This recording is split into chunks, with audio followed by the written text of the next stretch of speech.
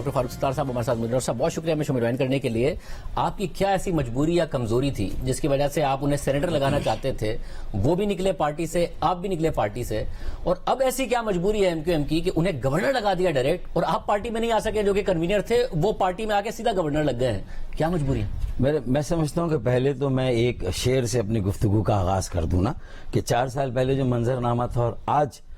جو 4 سال بعد منظرنامہ ہے کہ زمین چمن گل کھلاتی ہے کیا کیا، زمین چمن گل کھلاتی ہے کیا کیا، بدلتا ہے رنگ آسماں کیسے کیسے۔ تو اگر شاہ زیب غور کرو تو میں سمجھتا ہوں کہ میں نے تو یہ نتیجہ نکالا کہ ہماری جو ایم کیو ایم کی پولیٹیکل گروتھ اس طرح سے نہیں ہوئی، اور شاید جو سیاسی بصیرت یا سیاسی پختگی یا جو ایک نظر بینائی ہونی چاہیے اس کی کمی ہو سکتی ہے، کہ جو میرا اس وقت موقف تھا آج گویا کہ کامران ٹیسوری بھائی کو واپس لے کے ان کے عہدے پہ بحال کر کے اور پھر 1 ماہ کے اندر اندر انہیں گورنر بنا کے، جو سارے کلپس آپ نے دیکھا خالد مقبول صدیقی بھائی کے، فیصل سزواری بھائی کے اور پھر وسیم اختر بھائی کے، اس کے برعکس یہ عمل نظر آتا ہے جو ہمارے ان تینوں ساتھیوں نے اور باقی رابطہ کمیٹی کے ساتھیوں نے کیا ہے۔ تو اس کا مطلب وہ جو اس وقت میرے فیصلے تھے، اگر اس کو مان لیا جاتا کہ 7 دفاتر کامران ٹیسوری بھائی نے ہمیں دلائے تھے اس زمان، اچھا اس کے بعد سے آج تک ان 4 سالوں میں کوئی ایک دفتر اضافی جو ہے وہ ہماری یہ ایم کیو ایم پاکستان نہیں لے سکی۔ پھر پی ایس پی کے غبارے سے ایمانداری کی باتیں جو ہوا نکلی، اس میں میں نے اور انہوں نے جس طرح کا اسٹینڈ لیا تو میں سمجھتا ہوں کہ اس میں ان کا بڑا کنٹریبیوشن تھا کامران ٹیسوری بھائی کا۔ تیسری چیز، ایم کیو ایم کی رجسٹریشن ایک موقع پر کینسل ہو گئی، ہمیں سپریم کورٹ جانا ہی تھا، سپریم کورٹ جائے بغیر وہ رجسٹریشن الیکشن کمیشن سے انہوں نے بحال کرا دی۔ میرے پاس تو یار یہ 3 بڑی وجوہات تھیں جن کی بنا پر 100 سینٹ کے جو 100 سینیٹرز ہوتے ہیں اس میں سے ایک سینٹ کی سیٹ میں نے کہا کہ بھئی انہیں دے، ہمیں احسان کا بدلہ چکانا چاہیے، اور شاید اسلام آباد جا کے بھی ان کے اگر کوئی ایسے رابطے ہیں اور وہ اس طرح کے تعلقات رکھتے ہیں کہ اس میں آگے جا کر بھی کوئی پارٹی کے لیے آسانیاں پیدا کر سکیں، کوئی سہولتیں ہمیں دلا سکے، تو مجھے یہ چانس لینا ہے۔ تو میرے ساتھیوں نے میری ان باتوں کو نہیں مانا، لیکن آج جب یہ ساری جو صورتحال ہوئی ہے تو میں سمجھتا ہوں کہ جو کمزوری کی بات کی گئی، مجبوری کی بات کی گئی، کون سا، میں ازرائے مزاح کی ایک بات کروں گا، اس کا کسی کو برا نہیں ماننا چاہیے کہ سیاسی بصیرت کی کمی کو آپ پولیٹیکل کیٹریکٹ یا اسے سیاسی موتیا کہہ سکتے ہیں۔ پھر اس وقت شاید وہ موتیا تھا، جو وہ چیزیں نظر نہیں آئی تھی، وہ بینائی تھی نہیں جو شاید میں نے دیکھی تھی۔ پھر آج لگتا ہے کہ کسی سرجن نے اس موتیا کا آپریشن کیا، کوئی سرجری ہوئی ہے، اب بینائی بحال ہوئی ہے، بلکہ شاید میری بینائی تھی اس سے بھی زیادہ میں سمجھتا ہوں میرے ساتھی دیکھ رہے ہیں، اور شاید وہ پولیٹیکل گروتھ یا میچورٹی ہے اس کا بھی مظاہرہ کر رہے ہیں، اور جو وقت کا تقاضا ہے اگر اس میں انہوں نے یہ مناسب سمجھا ہے کہ اس وقت ہم کامران بھائی کو سینٹ کی سیٹ نہیں دے سکے تھے، تو آج ہم نے کامران بھائی کو سینٹ کی سیٹ جو ہے وہ، بلکہ سینٹ کی نہیں بلکہ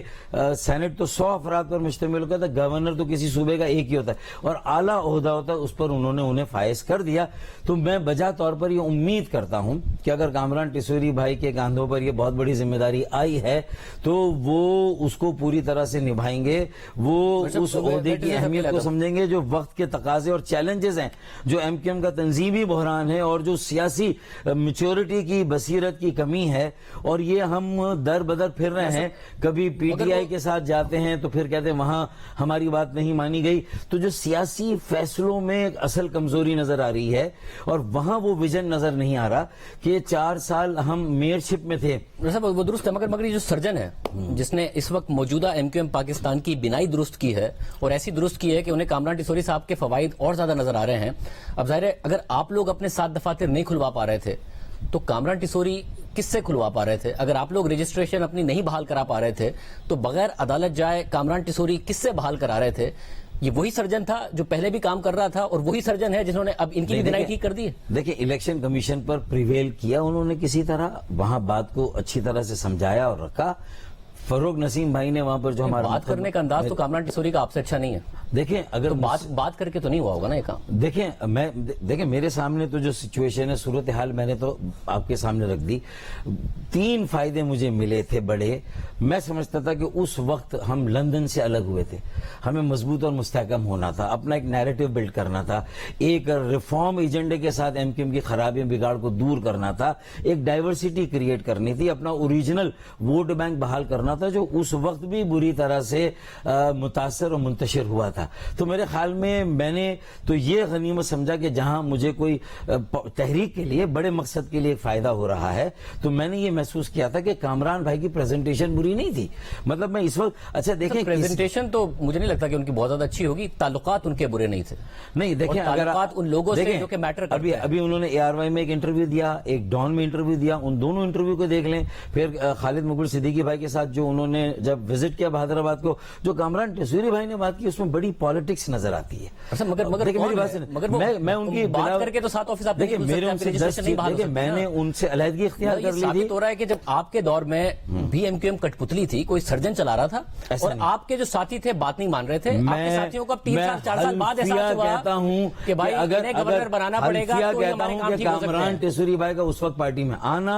उनका एलिवेट किया जाना, 1 साल उसमें जो अरसा लगा, और महमूदाबाद की जो सीट दी वो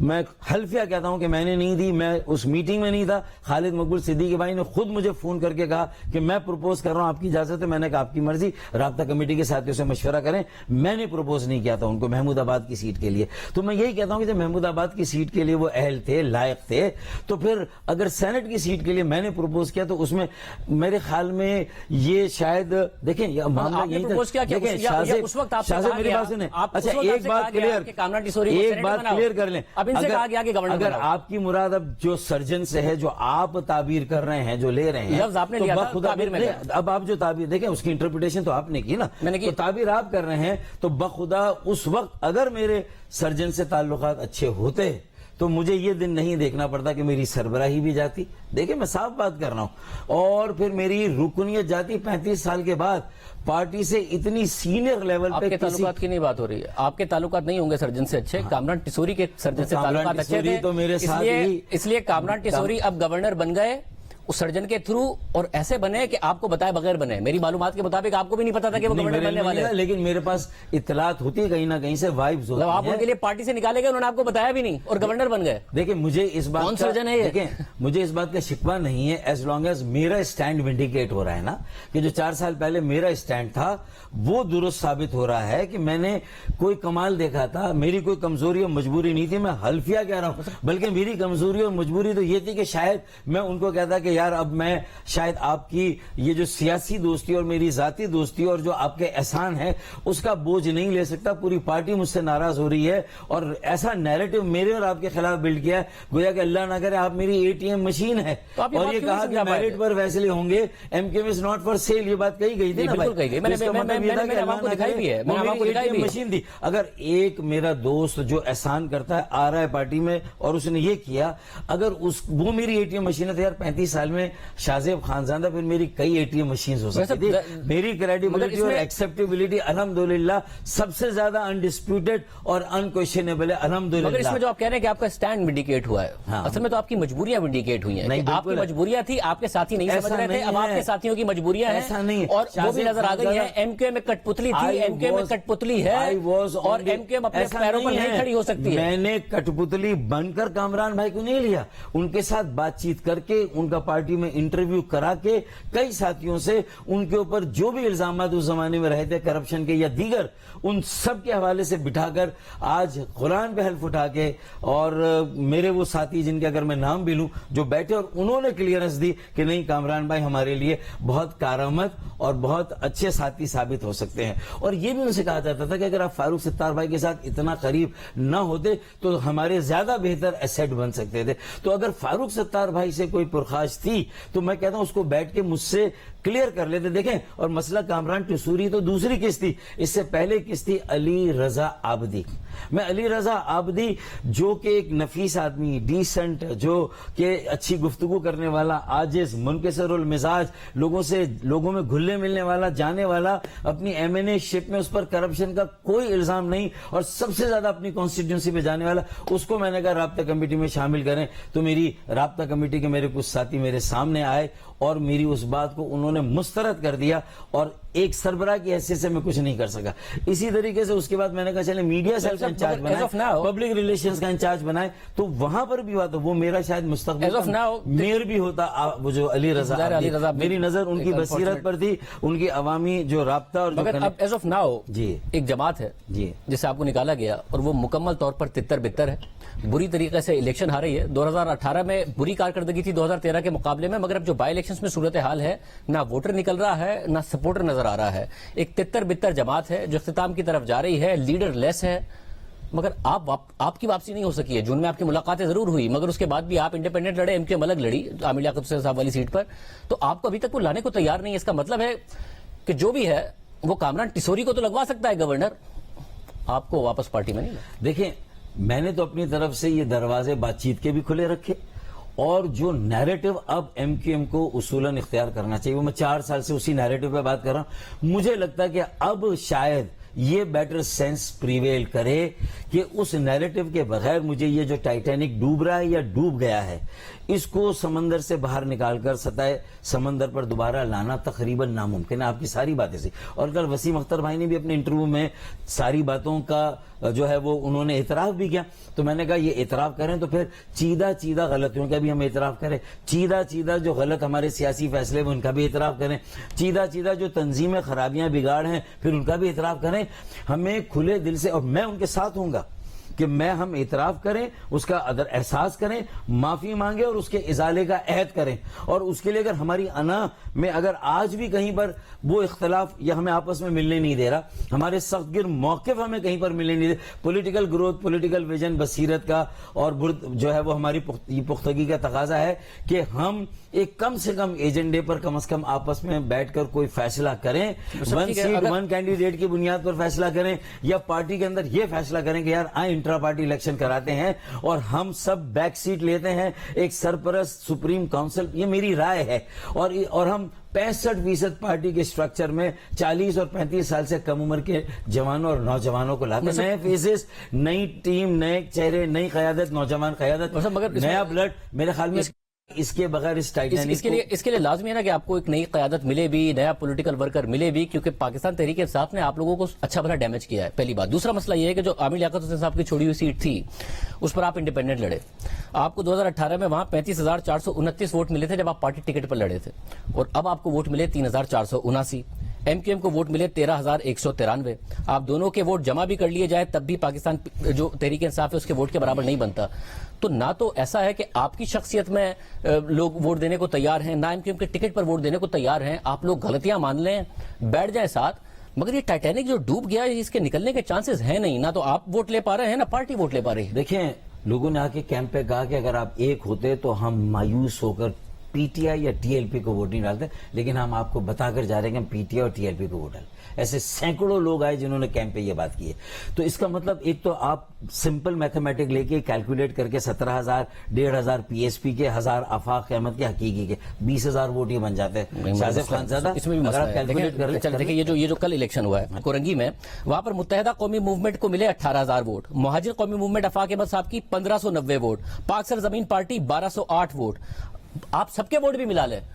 تب بھی 22,000 ووٹ ہے. 50,000 ووٹ عمران خان کو ملا ہے, 32,000 ووٹ سے ہارے ہیں. تو یہ جو آپ کہہ رہے ہیں کہ ہمارا جو ووٹ بینک ہے اگر وہ مل بھی جائے تو آپ لوگ کہیں قریب بھی نہیں آ رہے ہیں. دیکھیں, ہم قریب نہیں آنے کی بات نہیں, ہمیں تو عوامی رابطہ مہم کرنی ہے, لوگوں سے جا کے معافی مانگنی ہے, نئی قیادت, نئے چہروں, نئے خون کو آگے لانا ہے. یہ کیے بغیر تو میں بھی نہیں کہہ رہا کہ یہ 50,000 بن جائیں گے میرے ووٹ, میں تو آپ کو پہلے ہی کہہ رہا ہوں. اور میں نے تو جو مجھے ووٹ ملے मुहिद अनवर को वोट मिले मेरे हल्के से, मैंने तो उसी वक्त ये कैलकुलेशन करके बता दी थी कि मेरा इलेक्शन लड़ने का मकसद इलेक्शन, मुझे मालूम था कि मैं इलेक्शन नहीं जीतूंगा, लेकिन मुझे कम से कम अपने साथियों की तवज्जो इस जानिब मबजूल करानी थी कि एक सिंपल अरिथमेटिक से हमारे वोट जमा होंगे, और दूसरा हमारा मॉरल जब ऊपर जाएगा, जो हमारे कारकुन इस वक्त मायूस है, हमारे गलत फैसलों से घर में जाकर बैठ गए हैं, मुझे आज भी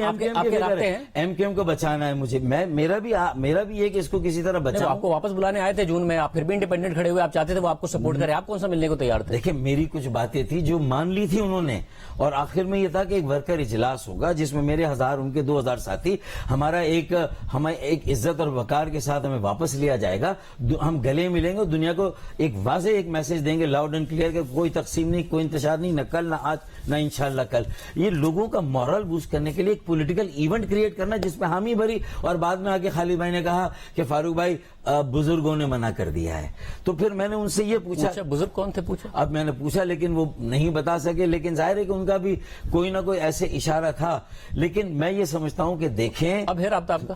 किससे? खालिद मकबूल नहीं, सिद्दीकी मेरा साहब उनसे कोई राब्ता नहीं है फिलहाल। फिर चांस कैसा है वापस आने का? मुझे ये लगता है कि वहां पर अब जो प्रेशर बढ़ा है कामरान भाई की वापसी से, उनके गवर्नर बनाए जाने से, कामरान टिसोरी साहब आपकी वापसी का रास्ता हमवार देखें, ये भी आप या फिर वो सर्जन देखें जिन्होंने बिनाई ठीक की है और कामरान टिसोरी नजर आने लगे हैं, कामरान टिसोरी साहब उस सर्जन से कहेंगे, फिर वो सर्जन आपके लिए भी बिनाई ठीक करेगा और आप भी ठीक आने लगे। देखें, अगर मैं ये कहूं कि उस जमाने में भी अगर उस सर्जन के ईमा पे उन्होंने ये किया था, वो तो ये अगर तासुर दे रहे हैं, अगर ऐसा है तो मैं समझता हूं कि मैं ओपनली ये कहता हूं कि हम अपने कौमी सलामती के इदारों की दिल से इज्जत करते हैं, उनका एहतराम करते हैं, वो हमारे इदारे हैं, और हम ये चाहते हैं कि जहां कौमी दिफा हो, कौमी सलामती हो, तामीर और तरक्की हो, इंतहा पसंदी, दहशतगर्दी, मिलिटेंसी हो या एंटी स्टेट सर्जन की जो बात चीजों, मेरी बात सुनिए, आपने कौमी सलामती के इदारों की बात, सर्जन जनरल, देखिए मुझे नहीं मालूम, लेकिन मैं अपनी तरफ से एक पॉलिसी यहां पर इसलिए रखकर जाना चाहता हूं कि वहां पर हमें ताउन करना है और एक मशावरत के साथ हमें मुल्क को आगे लेकर चलना है। इस वक्त हम आइडियल, हमारी डेमोक्रेसी आइडियल डेमोक्रेसी नहीं है। ये इमरान खान को भी शायद जो कुछ हो रहा है उसमें समझना चाहिए, शायद नवाज शरीफ साहब ने भी अपने तजुर्बों से समझा हो, और मेरी इस एमक्यूएम को भी बहुत सारी बातें समझनी चाहिए, बहुत सारी बातें माननी चाहिए, बहुत सारी बातें नहीं माननी चाहिए। मैं ये सिर्फ बहुत शुक्रिया साहब, हम देखते हैं कि एमक्यूएम का इस पर क्या मौक़िफ़ आता है।